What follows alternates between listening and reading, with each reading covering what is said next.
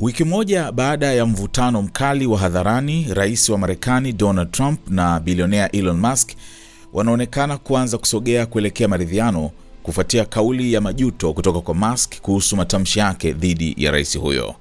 Mvutano huo ulizuka baada ya Elon Musk ambaye hivi karibuni alijiuzulu kutoka nafasi yake ya kuongoza idara ya ufanisi wa serikali DOGE kumshambulia hadharani Trump kuhusu muswada wake mkuu wa kodi na matumizi, akiuita uchafu wa kuchukiza. Katika kilele cha mvutano wao, Musk alitoa madai ya utata bila ushahidi, akimtuhumu Trump kuwa ametajwa katika mafaili ya serikali ambayo bado hayajatolewa hadharani yanayohusiana na mfanyabiashara Jeffrey Epstein ambaye alikutwa na makosa ya kingono. Ikulu ya Marekani ilikanusha vikali madai hayo.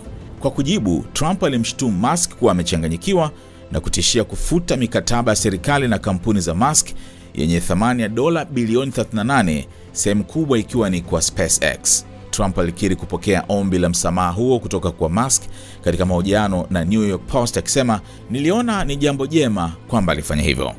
Alipoulizwa kama anaweza kumsamehe Musk, Trump alijibu, "Nadhani naweza," akiongeza kuwa sasa anajikita katika kurekebisha nchi. Musk ambaye alikuwa mfadhili mkubwa zaidi wa kampeni ya Trump ya urais mwaka 2024, hapo awali alikuwa miongoni mwa washauri wake wa karibu zaidi. Mgogoro huu ulisababisha mitazamo tofauti hata ndani ya chama cha Republican. Kwa upande wake, makamu wa rais JD Vance pia alizungumzia swala hilo, akisema kuwa amezungumza na wote wawili na ana matumaini watatatua tofauti zao.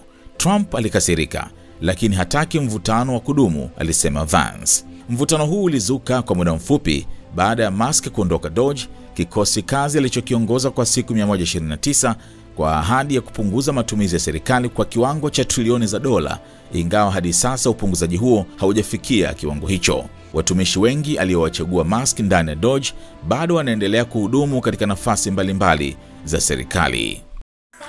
Wateja wako watarajiwa wanaangalia video hii.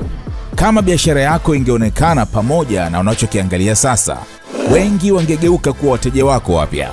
Tuandikie sasa info@snstz.com au WhatsApp pekee 0659 250 389. Tuifikishe biashara yako kwa wana SNS.